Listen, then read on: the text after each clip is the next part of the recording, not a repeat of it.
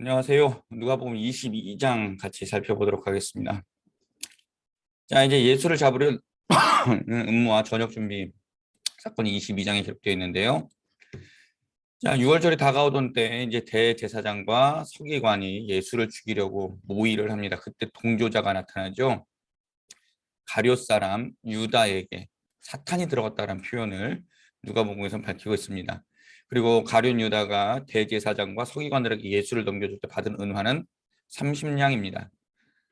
이게 하루 일당이라고 친다면 은화 30냥 하루 일당이라고 친다면 그 요한복음 12장에 나오는 여인이 그 향료 깬 옥합 있잖아요. 300데나리온이거든요. 이거의 10%라고 이렇게 생각하시면 되겠습니다. 이게 이제 그 요한복음의 평가에 의하면 가룟 유다를 도둑 그 회계를 맡았지만 도둑이라 그러잖아요. 그러니까 그 가룟 유다가 그거를 팔아서 가난한 사람들에게 주는 헌금을 하는 게 훨씬 더 나을 뻔했다라고 했던 이유는 이 이야기입니다. 만약에 그 여인이 정말 헌금을 해가지고 팔아서 300데나리온을 헌금을 했다라면 그것의 한 10%는 가룟 유다가 인마이 포켓 할 수 있는 거죠. 그게 그렇게도 아까웠던 겁니다. 가룟 유다는. 그래서 은 30냥만 주면 내가 예수를 넘기겠다. 이제 이렇게 표현이 된 거죠. 자, 이 지오토라는 사람이 그린 배신의 대가를 받는 유다라는 그림인데요. 자, 이 뒤에 여기 표시해놨죠? 사탄이 지금 유다를 잡고 있어요. 그리고 이 대제사장들이고요. 대제사장과 서기관들이고 돈주머니 보이시죠? 은화 30냥입니다. 나중에 이거를 성전에다 이렇게 던지고 그 마태복음에 보면 던지고 자기의 갈 길에 갔다라고 표현을 하죠. 뭐 이거를 갖다 표현한 걸 거예요. 배신의 대가를 받는 유다. 예, 그럼 살펴봤고요. 자, 마지막 저녁 식사 한번 보실까요? 고난받기 전에 6월절 식사를 먹기를 원하고 원했다. 원하고 원했다. 이거 두 번 한 거는 매우 강조입니다. 강조도 아니라 그냥 강조도 아니라 매우 강조. 예. 자, 그리고 6월절이 하나님 나라에서 이루어지기 전까지 나는 6월절 음식을 다시 먹지 않을 것이다 라고 예수님 말씀하셨고요.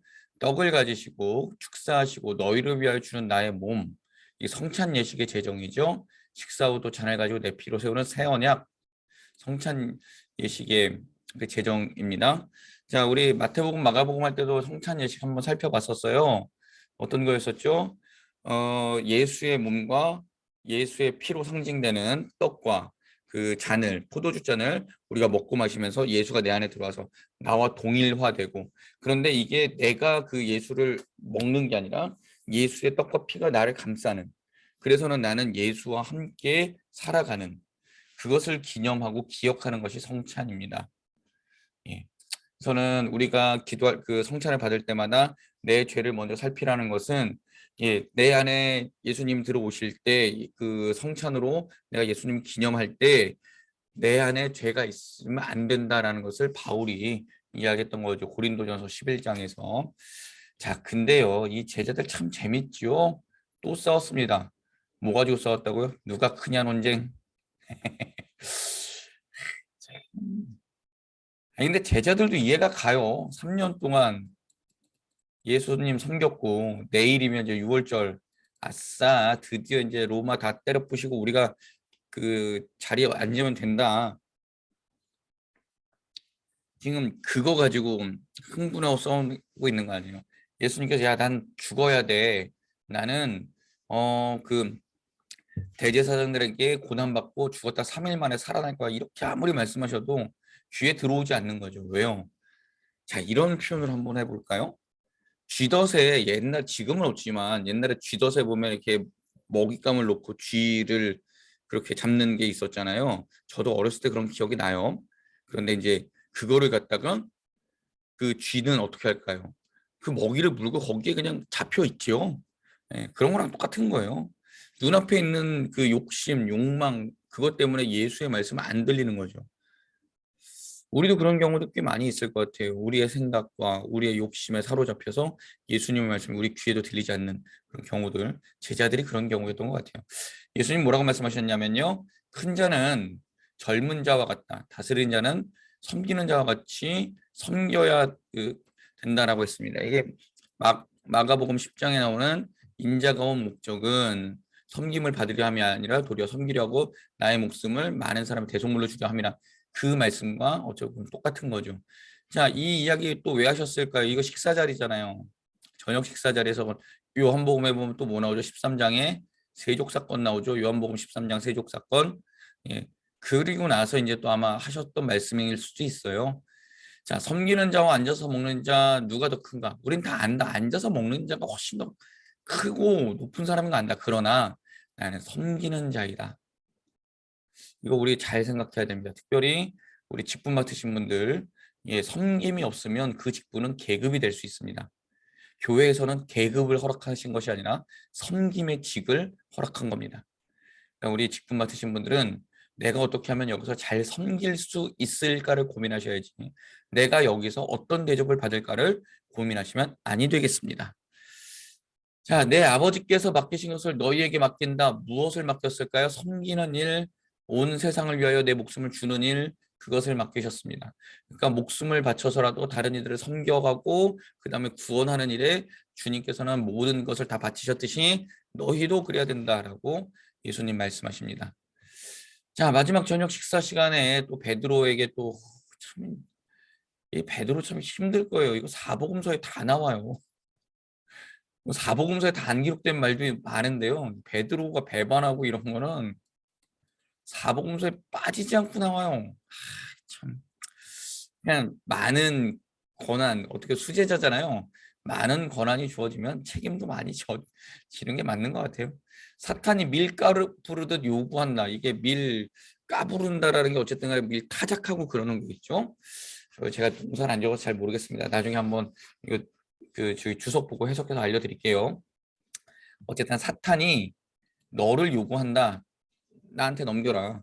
그런데 예수님께서 뭐라 그러셨냐면 내가 너희의 믿음이 떨어지지 않기를 위해서 기도한다. 누가 기도하신대요? 주님이 기도하신대요. 이제 로마서 8장에 가면 또 어떤 얘기가 있을까요? 성령이 말할 수 없는 탄식으로 너희를 위하여 친히 간구하신다는 표현이 있잖아요.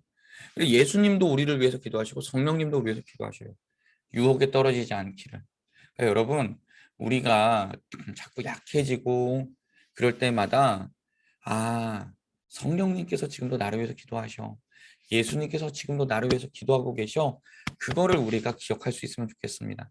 여러분, 유혹에 약해지지 마시고 지지 마시고 예수님과 성령님께서 함께 해주신 그 기도에 힘입어서 승리하시는 여러분들 되시길 부탁을 드리겠습니다.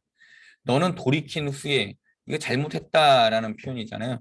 돌이켰다. 그러면 돌이키지 않은 자리가 있을까요? 뭘까요? 3번 나를 부인할 것이다. 이거죠. 요거에서 돌이킨 후에 내 형제를 굳게 하라 사명 주셨습니다.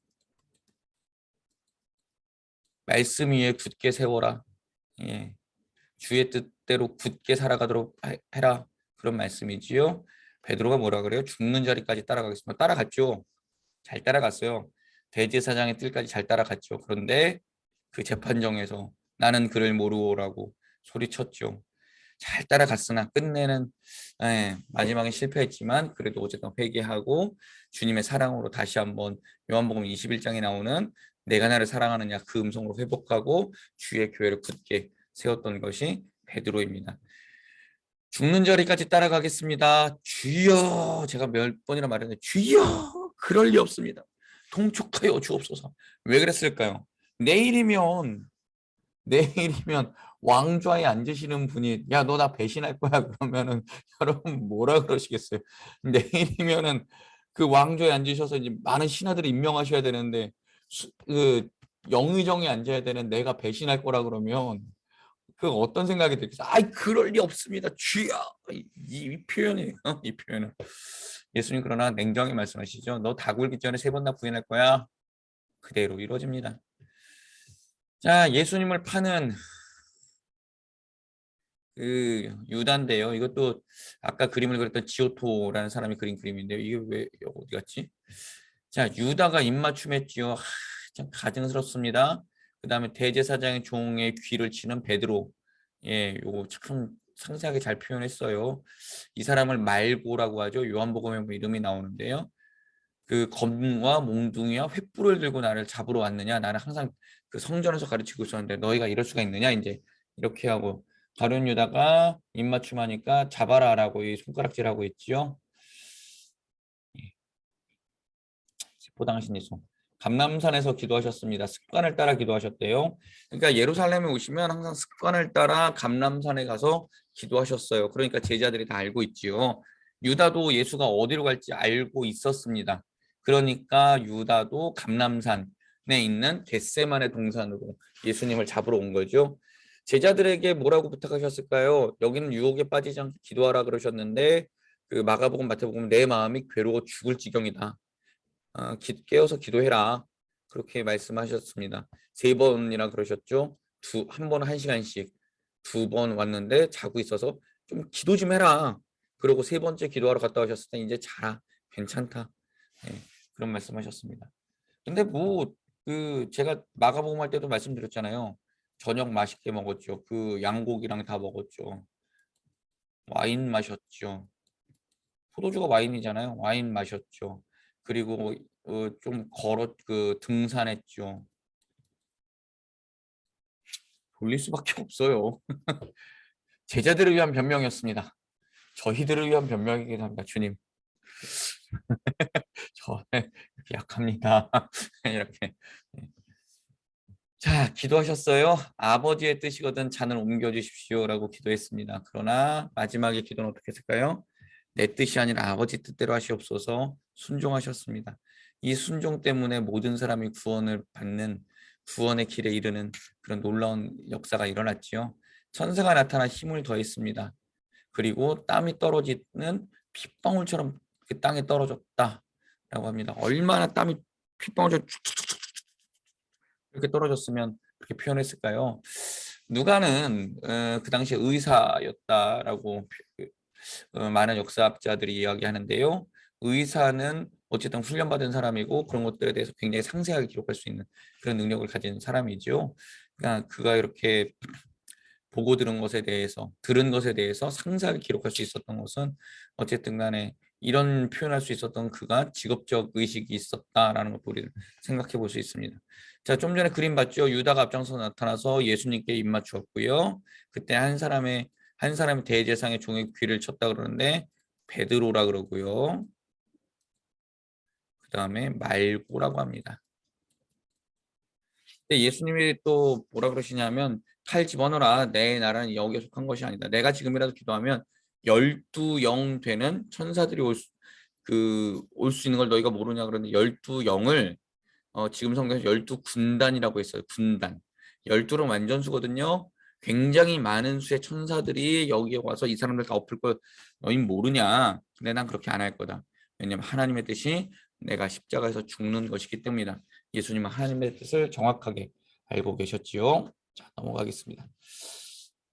자, 그림이 2개가 있어요. 얀반 드벤느라는 사람이 베드로의 부인이라고 하는데 이거 후회하는 거죠. 나와서 여기 수탉이 참 잔인하게 수탉을 바로 옆에다 그려놨어요. 그리고 열쇠인데요. 이 열쇠 뭘까요, 여러분? 마태복음 16장에 보면 예수님께서 베드로에게 내가 천국 열쇠를 내게 준다라고 했던 그 표현의 열쇠입니다. 근데 여러분 그 가톨릭하고 우리하고 신앙 고백이 좀 다른 건 뭐냐면 우리는 교회를 뭐라 그러냐면 그 예수를 구주로 고백하는 사람들과 그 모임. 왜냐하면 베드로가 그때 고백을 뭐라고 했었죠? 주는 그리스도시요 살아계신 하나님의 아들이십니다라고 그 고백을 했을 때 예수님이 다 요나 시모나 내가 복이 있도다라고 하면서 그 고백을 한 사람들 위에 교회를 세우겠다 그랬습니다. 우리는 그렇게 해석을 합니다. 가톨릭은 그러나 베드로 위에 교회를 세우겠다. 베드로가 반석이잖아요. 그래서는 베드로가 그 로마 교황청의 1대 교황이고요. 그래서 베드로의 그 거기 있는 성당도 성 베드로 성당이에요. 그렇게 해서는 베드로의 수익권을 이어받는 사람들이 교황이라 그래가지고요. 이 천국 열쇠는 교황만 가질 수 있다. 이렇게 표현을 합니다. 그러나 우리는 그렇게 생각하지 않죠. 우리는 예수 그리스도를 통해서 어느 누구나 하나님 앞에 나아갈 수 있다. 그래서 이 사람들은 천국 열쇠를 베드로가 갖고 있기 때문에 기도를 할 때 어떻게 합니까? 기도를 하고 그 기도가 그 다 모아져서 그 바티칸에서 기도를 했을 때 성모 마리아에게 갔다가 성모 마리아가 예수님한테 다시 한번 전달해 주는 중보 단계가 되게 많아요. 근데 우리는 그런 거 아니죠. 우리는 하나님 앞에 바로 나갑니다. 왜냐하면 조금 이따 볼 사건은 십자가 사건에서 나올 내일 나오나요? 십자가 사건이 23년에 나올 거예요. 그때 한번 다시 살펴보도록 하죠. 자, 렘브란트 그 베드로의 부인인데요. 렘브란트는 빛을 굉장히 중요시했어요. 여기 보면 이제 그 불가에서 불 쬐면서 이제 말을 하죠. 예. 여기에 주목하고 있습니다. 다른 사람들은 그냥 주변인들로 있는데 여종과 베드로에게 여기도 지금 재판받고 있는 광경이 있고요. 너지? 라고 하면서 베드로는 아닌데? 라고 하는 그 표정으로 이 여인은 확신에 찬 표현으로 너야 이렇게 보고 있는 것을 알 수 있죠. 자, 베드로 부인 같이 한번 보겠습니다. 대제사장의 집으로 갔습니다. 베드로는 멀찍이 떨어져서 따라갔습니다. 뜰 가운데 있던 베드로도 함께 있었는데요. 한 여종이 알아봤습니다. 너 맞지? 아니야. 다른 사람이 너도 그 도당이다. 아니야. 1시간쯤 있다가 또 한 사람이 너 갈릴리 말 쓰는데 그 사람 맞지? 아니야. 예. 3번 했습니다. 자, 근데 이게 중요해요. 1시간쯤 있다가. 예수님의 재판이 계속 진행된 거를 베드로는 본 거예요. 그리고 예수께서 그를 바라보셨다라고 했을 때 또 중요하죠. 1시간쯤 같은 공간에 있었던 거예요. 같은 공간에. 예수님이라면, 내가 아는 예수님이라면 기적을 일으켜서 이걸 다 뒤집어 엎어버릴 텐데. 근데 무기력하게 지금 당하고 있단 말이에요. 첫 번째, 두 번째는 당혹스러우니까 그럴 수 있다고 쳐요. 우리도 누군가 물어보면 뭐 좀 잘못하거나 꿀리는 게 있을 때 누군가 물어 아니야, 아예 아니야. 이럴 수 있어요. 1시간쯤 있다가 또 물어봤다는 건 그동안 생각할 수 있는 시간도 있고요. 결단할 수 있는 시간도 있고 회개할 수 있는 시간도 있어요. 그러니까 베드로가 1시간쯤 있다가 예수의 모습을 다 보면서 그랬다는 거는 결국에는 나는 저 인간 모르오 이렇게 이야기한 겁니다. 그때 이제 닭이 울었죠. 예수님께서 그를 바라보고 눈이 마주쳤습니다. 아, 참 거짓말했는데 삼자대면 하면 답답스럽죠. 예. 그거예요. 그를 바라보셨습니다. 같은 공간에 있었습니다. 그때 여러분 예수님 눈이 어땠을까요? 이런 컵바이 너 다굴기 전에 나 3번 부인할 거라 지금 근데 뭐 주여 통촉하여 주시옵소서 예수님 이렇게 보셨을까요? 그러면 아마 베드로 예수님 안 봤을걸요? 아니면 베드로도 가룟 유다의 길을 가지 않았을까요? 예수님은 이건 제 상상이에요. 예수님은 베드로 보면서 괜찮아 베드로야. 그래, 괜찮아. 너 그럴 거 알고 있었지만 괜찮아. 이렇게 사랑의 눈으로 베드로 바라보셨지 않았을까요? 베드로는 그 눈을 듣고 나가서 통곡했죠. 아, 내가 저 눈을 기억했어야 되는데 그래 저 눈이었어. 나를 바라봐 주시는 그 사랑의 눈. 그래서 베드로가 통곡하지 않았을까요? 아마 질책하는 눈으로 봤으면 뭐 이랬을 것 같아요. 베드로 성격상. 그 사랑의 눈으로 우리를 보십니다. 실패하고 낙담하고 좌절하고 그 자리에서 울고 있어도 괜찮아 호영아. 괜찮아 호영아. 언젠간 잘할 거지. 아 정말 그 기대 그 눈이 너무 부담되지만 또 어떻게 하겠어요. 그거에 부응해서 살아야 되는 게 우리의 의무인 걸. 어쨌든 베드로의 부인 봤고요. 예수를 재판하는 공회가 열렸습니다. 대제사장과 서기관들이 너 그리스도냐? 내가 메시아냐? 내가 이스라엘을 구원할 자냐? 내가 그렇다고 해도 너 믿지 않을 거 아니냐? 나 여태까지 다 보여줬지 않냐? 죽은 자도 살렸고 병든 자 고쳤고 먹을 거 주었고 니들 안 믿지 않냐? 왜 자꾸 물어보냐 이제 이렇게 말씀하십니다. 대제사장과 서기관 또 물어봅니다. 내가 하나님의 아들이냐? 너희들이 지금 그렇게 말하고 있지 않냐? 봐라 내가 한 일들을. 대제사장과 서기관들은 참남하도다. 무슨 증거가 더 필요한가 이렇게 얘기를 하죠. 그냥 신적 모독이다. 신을 모독했다. 그래서 저기 누구죠? 빌라도에게 넘깁니다. 자, 오늘 여기까지네요. 내일은 이제 23장 말씀 볼 건데요. 빌라도 앞에서 재판받는 예수님, 십자가에 달리신 예수님. 24장은 부활하신 예수님과 엠마오로 가는 두 제자. 이렇게 해가지고 누가복음을 마무리 짓도록 하겠습니다. 여러분 정말 열심히 잘 따라와 주셔서 감사하고요. 누가복음 이제 거의 다 마쳤고 요한복음 또 기대해 주시기 바랍니다. 감사합니다.